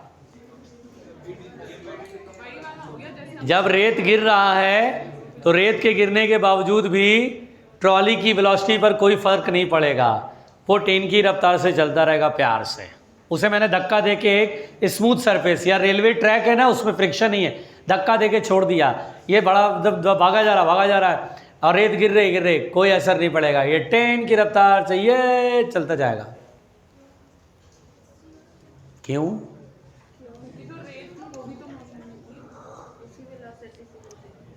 पहले तो मैंने आपको बेवकूफ़ बनाने के लिए 2 ही ऑप्शन दिया, इंक्रीज और डिक्रीज, जिससे कि आप इसी में ही रह जाएं, इंक्रीज और डिक्रीज में ही आपका रायता फैला रहे। ठीक। दूसरी बात जो है वो सही आंसर मैंने ऑप्शन में दिया ही नहीं, और ये मैंने आपको अभी सिखाया कि अगर मान लो इस ट्रॉली में हमें कोई ऑब्जेक्ट को गिराना है, डालना है, तो मैं जितनी स्पीड से ट्रॉली चलाती है, स्पीड से अगर दौड़ते हुए डालूंगा तो ये इसकी स्पीड पर कोई असर नहीं दिखा पाएगा, फोर्स ही नहीं लगेगा। मेरी बात समझ में आ रही है? अब आप सोचो बेटा, ये ट्रॉली चल रही है तो रेत भी तो इसके अंदर है, वो भी तो चल रहा है। ये ट्रॉली चल रही है तो रेत भी तो है इसके अंदर, वो भी तो स्पीड में है। अब मान लो रेत को एक पार्टिकल की तरह मानो, यहां से निकल लिया, यहां से निकला, लेकिन सामने की तरफ वेलोसिटी तो 10 है ना। अरे 10 है कि नहीं है? तो इसकी वेलोसिटी पर असर क्यों पड़ेगा? ट्रॉली की वेलोसिटी पर असर तब पड़ेगा जब धकेलेगा आगे फोर्स या पीछे की ओर फोर्स लगाएगा। ये आराम से टपकता जा रहा है, नहीं आ रहा समझ में? यहां पर जब ये पार्टिकल निकलेगा तो ये ट्रॉली पर कोई फोर्स नहीं एग्जर्ट कर रहा, ना आगे ना पीछे। यहां पर निकलते समय इसकी वेलोसिटी बिल्कुल वही 10 मीटर पर सेकंड है, उसके बाद ट्रॉली से धीरे से अलग हो गया। ये तो वही सवाल हो गया कि एक पिक्चर आई थी सुपर 30, जिसमें बच्चों से एक सवाल पूछा गया कि ट्रेन चल रहा है, अब एक एक डिब्बा हम अलग करते चले, तो बताओ ट्रेन की रफ्तार पर क्या असर पड़ेगा? अरे कोई असर नहीं पड़ेगा भाई। असर क्यों पड़ेगा? क्योंकि डिब्बा, उसमें भी वेलोसिटी पहले से है, पूरी ट्रेन में वही वेलोसिटी है, धीरे से वो जो जॉइंट होता है उसको अलग कर दिए, तो ट्रेन पर थोड़ी ना कोई असर पड़ रहा है, क्योंकि जॉइंट अलग होने से वो डिब्बा जो साथ चल रहा तो वो थोड़ी ना आगे पीछे धकेल रहा है, फोर्स लगा रहा है, कोई मतलब ही नहीं, अपना धीरे से अलग हो गया। बल्कि वो जॉइंट खोल दें, अगर फ्रिक्शन ना हो तो वो डिब्बा दिखने में लगेगा ट्रेन के साथ चल रहा है, लेकिन वो अलग है। नहीं आ रहा समझ में? मैं वही तो बोल रहा हूं, अगर स्मूथ हो, मान लो वही ट्रेन एकदम स्मूथ सरफेस पे, जो ट्रैक है बिल्कुल स्मूथ और ना ऊपर ना नीचे, बिल्कुल हॉरिजॉन्टल है, अब चलती हुई ट्रेन है, सनी देओल की तरह तुम आए 2 डिब्बे के बीच में और उसको खोल दिए, तो जो डिब्बा होगा पीछे वाला वो साथ साथ ही चलेगा। अबे अलग हो गया, अलग कर दिया, तोड़ दिया पाइप, वो फिर भी तू साथ चल रहा है, वो साथ साथ चलता रहेगा, फर्क ही नहीं पड़ेगा। नहीं आ रही बात समझ में? अरे यार थोड़ा सा समझ में आया? अब सुनो, देखिए क्वेश्चन को ना अगर आप सही से समझ गए तो आप ऑप्शन पे पहुंच जाएंगे, सही ऑप्शन आपको नजर आने लगेगा। और सही से नहीं क्वेश्चन समझे ना तो गलत ऑप्शन दिखने लगता है कि वो सही है। अच्छा बेटा एक बात बताओ, अगर मैंने कहा ये एक प्लैंक है, ये एक प्लैंक है, सुनो सुनो, ये एक स्लॉट इसमें बनाया और इसमें मैं पार्टिकल गिरा रहा हूं, रेत गिरा रहा हूं इसमें। ये v वेलोसिटी से ट्रॉली चल रहा था, मैंने इसमें रेत गिराना शुरू करा, रेत गिरना शुरू करा। मान लो 1 सेकेंड में m kg पर सेकेंड रेत इसमें गिर जा रही है, रेत को ड्रॉप किया जा रहा है। तो बताना है कि हम कितना फोर्स लगाएं ताकि सेम वेलोसिटी से बॉडी चलता रहे, सेम वेलोसिटी से चले। पहले ये बताओ, क्या रेत गिराने से इस ट्रॉली की स्पीड पर कोई असर पड़ेगा? पड़ेगा कि नहीं पड़ेगा? पड़ेगा, बैल बुद्धि पड़ेगा। अभी तो एग्जांपल दिया। रेत वो एक पार्टिकल की तरह है, बॉडी समझो, उसमें स्पीड है पहले से, वेलोसिटी है पहले से। वो जब आएगा ट्रॉली में अंदर आएगा, ट्रॉली तो चल रहा है आगे वेलोसिटी से, वो तो पीछे वाले वॉल से टकराएगा, वॉल से टकराएगा, फोर्स लगाएगा, ऐसे करके फोर्स लगाएगा तो ट्रॉली पे पीछे की फोर्स है तो इसका मोमेंटम चेंज नहीं होगा क्या? फोर्स पीछे लग रहा है तो मोमेंटम यानी स्पीड चेंज होएगा। अरे यार नहीं आया समझ में? क्या पहले से इस पार्टिकल में कोई वेलोसिटी है? नो, लिख रहा हूं ड्रॉप्ड। तो देखो बेटा, अगर कांस्टेंट वेलोसिटी से चलते रहना है, क्योंकि जैसी रेट डालोगे तो स्पीड कम होने लगेगी, स्पीड कम होगी, आपको पूछा जाएगा कितना फोर्स लगाएं ताकि कांस्टेंट वेलोसिटी चलता रहे। What value of force required, what value of force required to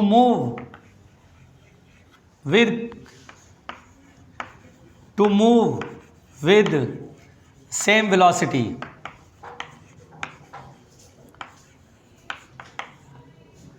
तो यहां पर बेटा सेम वेलोसिटी से चलते रहने के लिए कितना फोर्स लगाना पड़ेगा? मुझे एक बात बताओ, यहां पर कैसे सवाल को बनाओ? तो मैं बोलूंगा सर देखो, न्यूटन सेकेंड लॉ कहता है कि m into A plus V D M by D T, ये होता है पूरा ये फोर्स का फॉर्मूला। ध्यान देना बच्चों, ध्यान देना, ध्यान देना। हम यहां बोलेंगे सर वेलोसिटी कांस्टेंट है, अगर वेलोसिटी कांस्टेंट है तो एक्सेलेरेशन हो गया 0, तो यहां पर जो फोर्स होगा वो V D M by D T से बनाएंगे। V D M by D T magnitude ले रहे हैं, वी कांस्टेंट है, D M by D T 1 second में m kg आ रहा है, D M by D T की वैल्यू m है, तो force is m into V, m into V is the force. देख के लगता मोमेंटम है, नहीं बेटा, m का मतलब है m kg पर सेकेंड है, मोमेंटम पर यूनिट टाइम फोर्स की यूनिट हो जाएगी न्यूटन। बहुत कष्ट है भाई, पता नहीं क्या क्या पढ़ा दिया, दौड़ के दिखा रहे थे सर, अभी क्या हो जाता है आपको?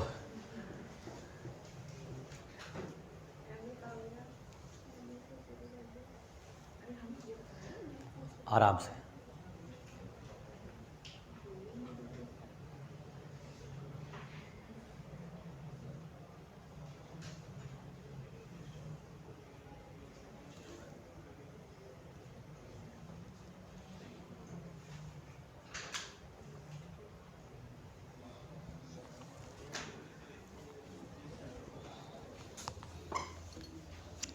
आराम से बेटा।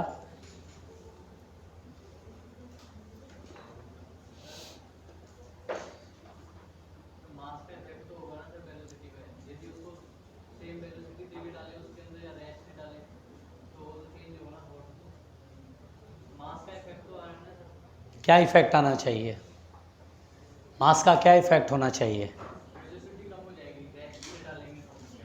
हाँ, अगर कोई चलती गाड़ी में आप ऐसे बॉडी को गिराएंगे तो उस गाड़ी की स्पीड डिक्रीज करेगी, ठीक।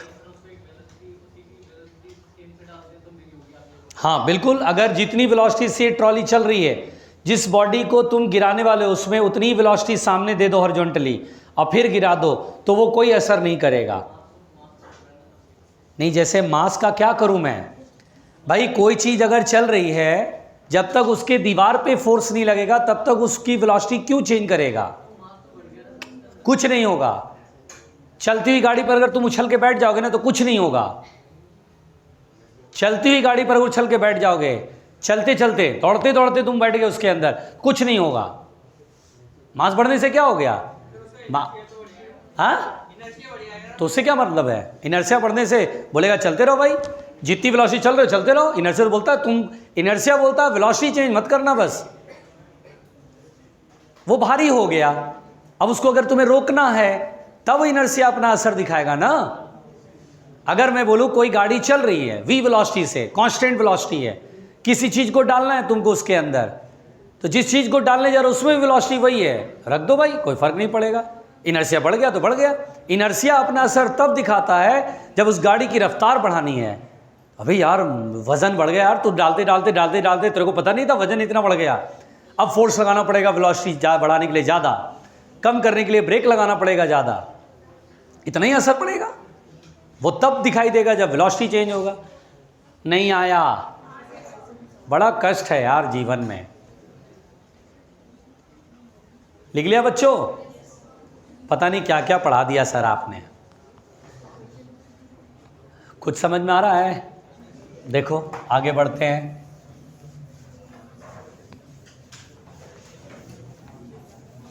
इधर ध्यान दो, इधर इधर इधर इधर इधर भाई।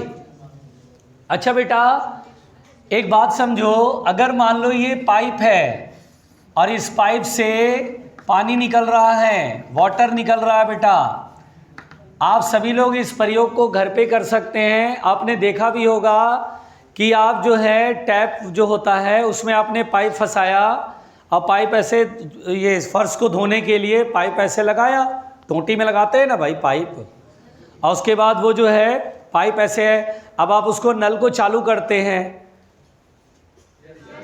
चालू करते हैं तो पानी ऐसे पाइप में निकल चलता बहता है और दूसरे एंड से निकलता है। जब भी निकलेगा ना पानी पाइप से तो पाइप पीछे की ओर खिसकेगा थोड़ा सा, जैसे बंदूक से गोली निकलती है तो गोली आगे और बंदूक भी उसी को लगती है जिसे गोली मार रहे हैं, कम वक्त गोली भी लगा बंदूक भी लगा एक साथ, दो दो। ऐसा होता है क्या? मतलब ऐसे करके गोली चलाया तो गोली आगे आगे और पीछे पीछे बंदूक भी जा रहा है, दार से मारा, गोली लगा फिर बंदूक भी लगा मतलब लात भी मारा थप्पड़ भी मारा, एक साथ दो दो। सुनिए सुनिए चाचा सुनिए, तो यहाँ पर बेटा मैं ये कह रहा हूँ कि जब आप बंदूक से गोली मारते हैं तो गोली आगे तो बंदूक पीछे रिकॉइल करता है। उसी तरह बच्चों जब इसमें पाइप से पानी बाहर निकलता है, पानी बाहर निकलता है तो पाइप पे पीछे की ओर फोर्स लगता है जिसे हम थ्रस्ट कहते हैं।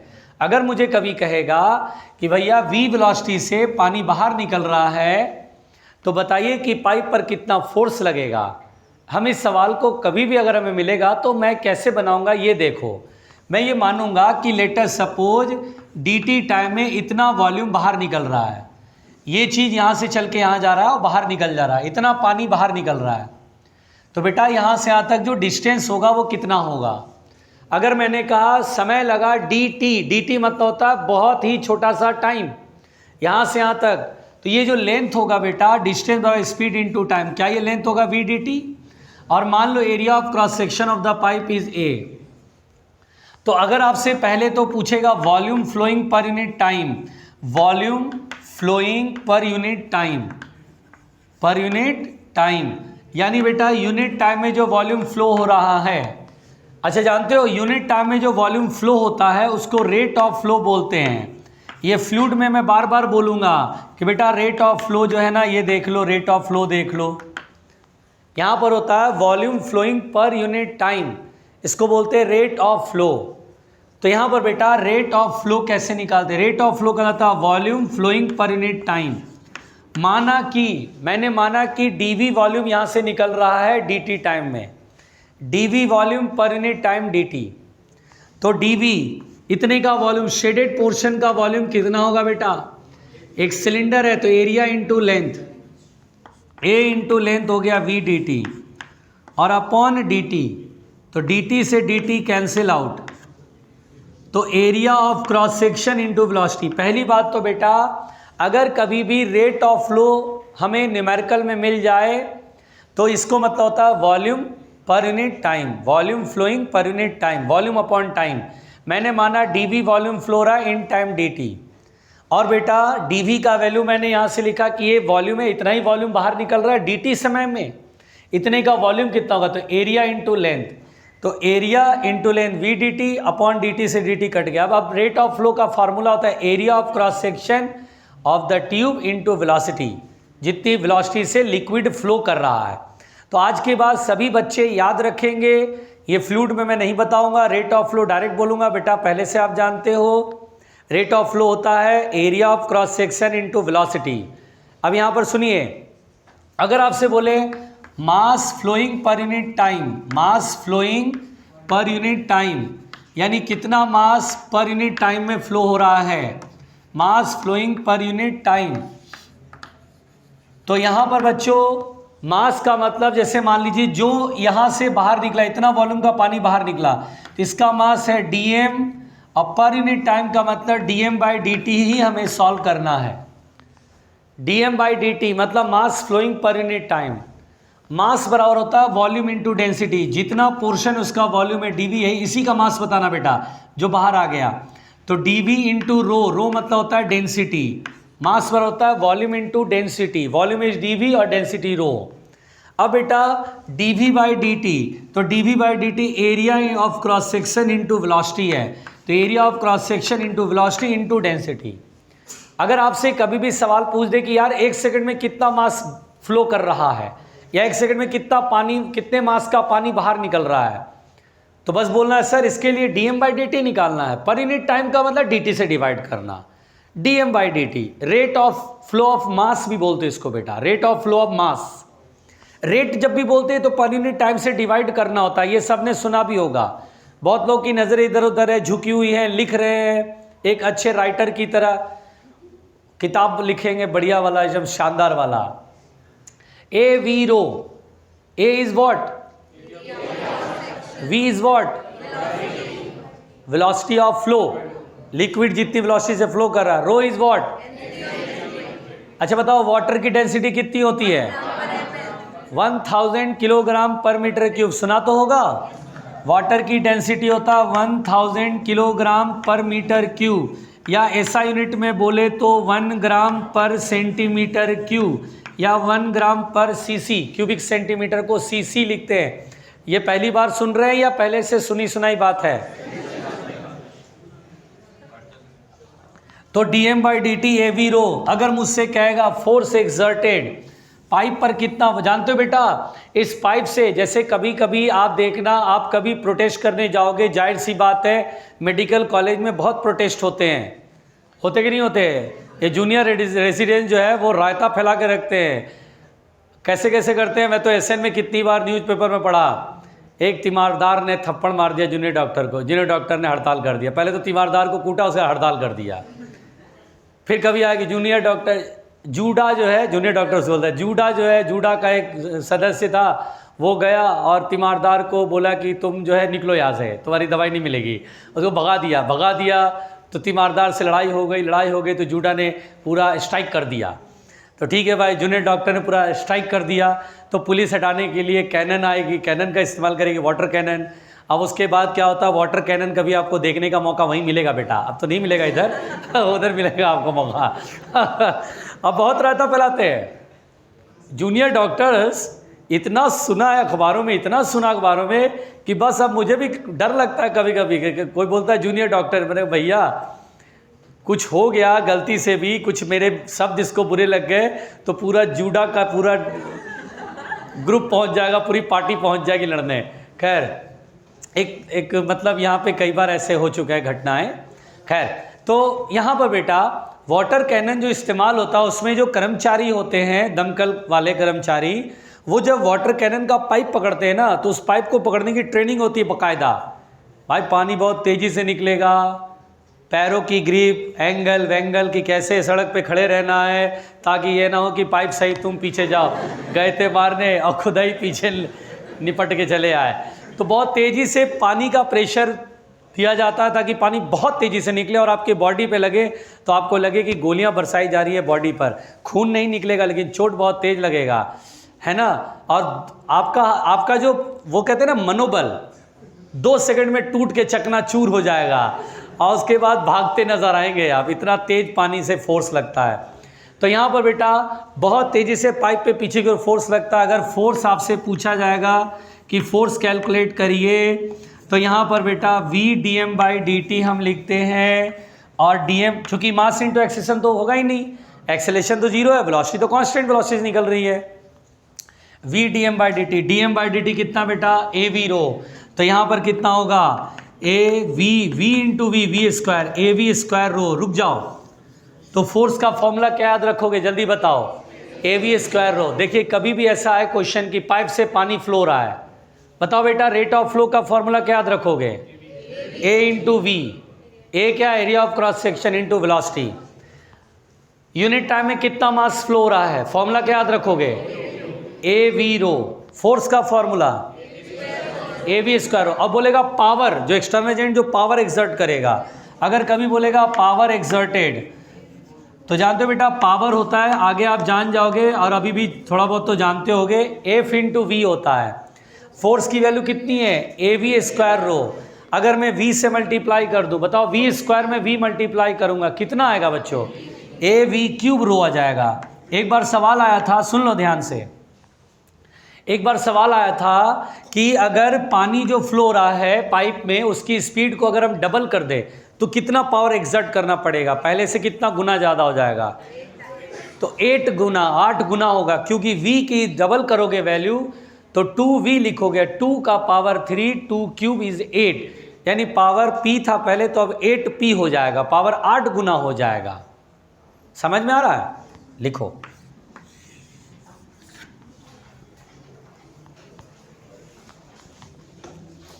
अरे यार टाइम का कुछ पता ही नहीं चल रहा, देखना यार टाइम वाइम कुछ। चौधरी साहब जरा टाइम देखना जरा, अभी टाइम है ना 5-10 मिनट, ठीक है। क्या हो गया, अरे क्या क्या हुआ बेटा, ऐसे क्यों हो रहा है, हाँ बताओ। 24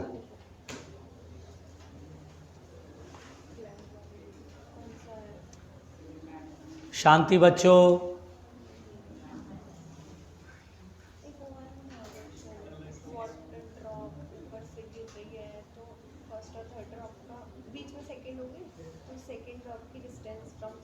पूछ लो सवाल, बता देता हूँ।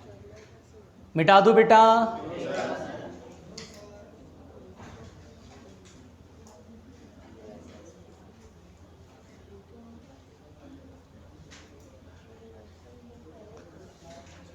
ऐसा क्यों लग रहा है कि आज चंद्रवीर आया है, सीवी आया है, आया सीवी, ओके।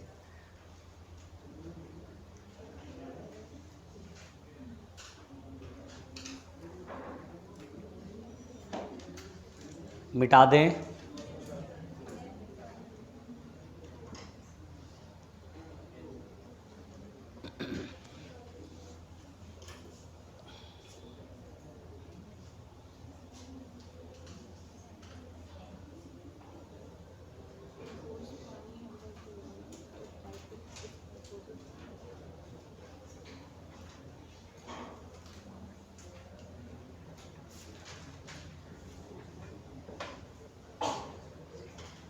मिटा दिया जाए बच्चों।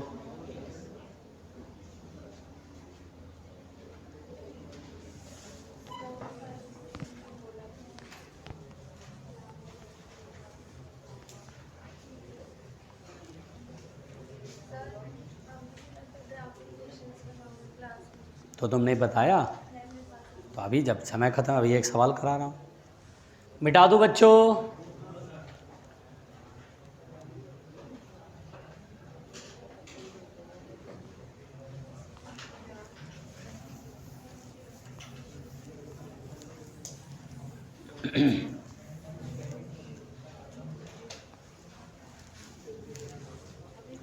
इधर की साइड मिटाऊं?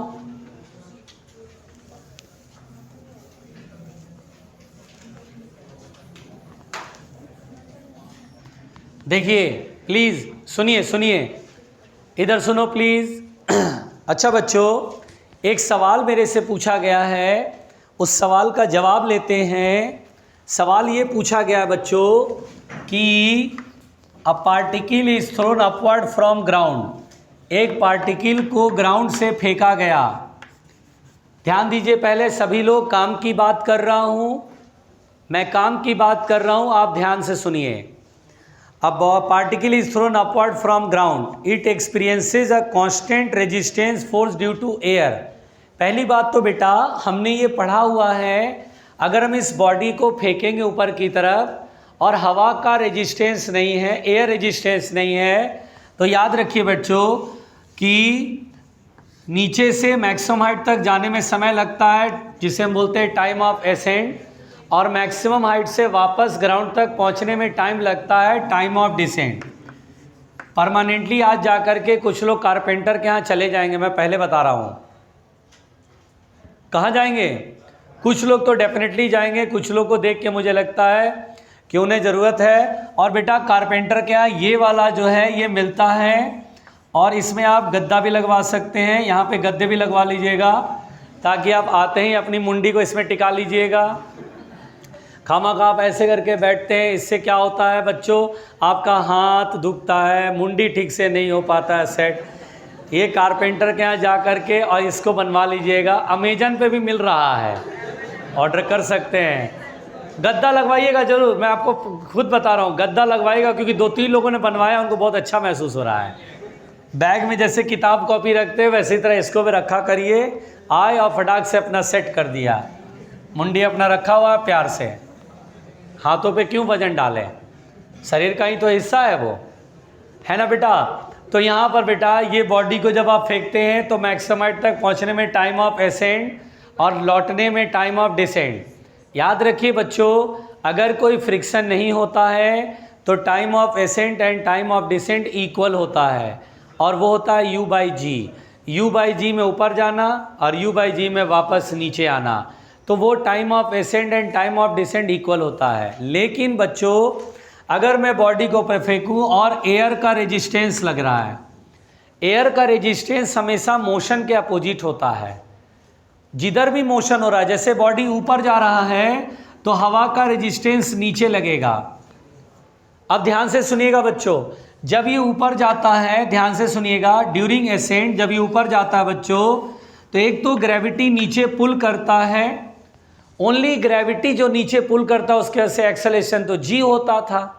लेकिन अब की बार हवा का रेजिस्टेंस भी लगेगा तो एयर का रेजिस्टेंस नीचे लगेगा, तो नीचे की ओर अब कुल मिलाकर 2 फोर्सेस हो गए, क्योंकि एक तो ग्रेविटी पहले से लग रहा है, दूसरा हवा का रेजिस्टेंस। हवा का रेजिस्टेंस नीचे क्यों लग रहा है? क्योंकि वेलोसिटी ऊपर की तरफ है।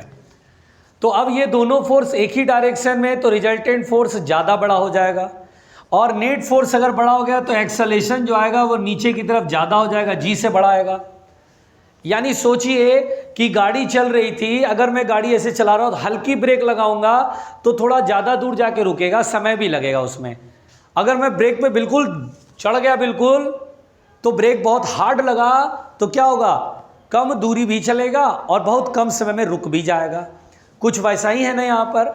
अगर पीछे की ओर एक्सेलेरेशन बढ़ गया तो क्या होगा, तेजी से रिटार्ड होगा, स्पीड तेजी से घटेगा, और पहले ही कहीं आकर के, जैसे यहाँ तक नॉर्मली जाता था जब एयर रेजिस्टेंस नहीं था, अब पहले ही कहीं यहीं पर आके रुक जाएगा, हाइट भी कम चढ़ेगा, बोलो क्लियर, डिस्टेंस भी कम चलेगा।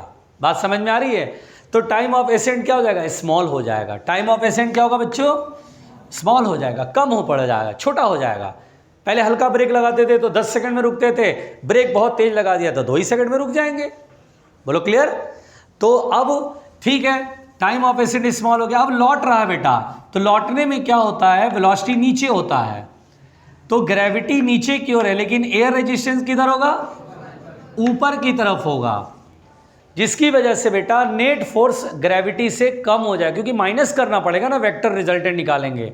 जैसे ये 10 है और ये 2 है तो रिजल्टेंट 8 न्यूटन आएगा ना, यानी नेट फोर्स नीचे की ओर कम हो जाएगा, तो यहाँ जो एक्सेलरेशन होगा वो जी से छोटा होगा। ऐसा लग रहा है कि ब्रेक तो तुमने बहुत तेज लगाया, चलो भाई गाड़ी घुमा दो, अब एक्सेलेरेटर लगाई, गाड़ी तो चलाओ, पता चला एक्सेलेरेटर हल्का सा लगाया, एक्सेलरेटर हल्का सा लगाया, तो गाड़ी वहां से वापस इनिशियल तक पहुंचने में इसको क्या लगेगा, समय भी ज़्यादा लगेगा। नहीं आया समझ में? एक्सेलरेशन कम है, एक्सेलरेशन कम, एक्सेलेरेटर कम लगाया है, तो क्या होगा बेटा, एक्सेलेरेटर कम लगाया तो ये जो टाइम होगा यहाँ से यहाँ तक ट्रेवल करने का, वो टाइम भी बढ़ जाएगा, ये कम हो जाएगा, ये ज़्यादा लग जाएगा। इस केस में बेटा हम बोलते हैं जब एयर रेजिस्टेंस जब हम कंसीडर करते हैं तो टाइम ऑफ एसेंट कम होता है और टाइम ऑफ डिसेंट ज़्यादा हो जाता है। फील हो रहा है? गाड़ी चलाते हो, गाड़ी तेज चला रहे हो, एकदम फुल स्पीड में मान लो, अब वहाँ पर जैसी फुल स्पीड आ गया, अब आपने ब्रेक लगाया, हल्की ब्रेक लगाया तो ज़्यादा दूर जा कर के रुकेगा, समय भी लग जाएगा। बहुत कस के ब्रेक लगा दोगे तो तुरंत रुक जाएगा, समय बहुत कम लगेगा। अब गाड़ी को वापस मोड़ करके वहीं लगाना है जहाँ से ब्रेक लगाए थे, वहीं पर ला जाना है, और पता चला लौटने में तुमने एक्सेलेरेटर धीरे से लगाया, फुल एक्सेलेरेटर नहीं दिया, हल्का सा एक्सेलेरेटर दिया, तो क्या होगा, वापस यहाँ से यहाँ तक आने में तुमको समय ज़्यादा लग जाएगा, रुकने में समय कम हो गया लेकिन लौटने में समय ज़्यादा लगेगा। बोलो थोड़ा फील हो रहा है? तो अगर कभी भी एयर रेजिस्टेंस काउंट करेगा, कंसीडर करेगा, तो टाइम ऑफ एसेंट क्या होगा, small, at time of descent ज़्यादा। समझ में आया? पहले ये बताओ, पक्की बात? कल करते हैं इस सवाल को, कल करते हैं, ठीक है? ठीक है बच्चों, तो बाकी बातें करते हैं कल।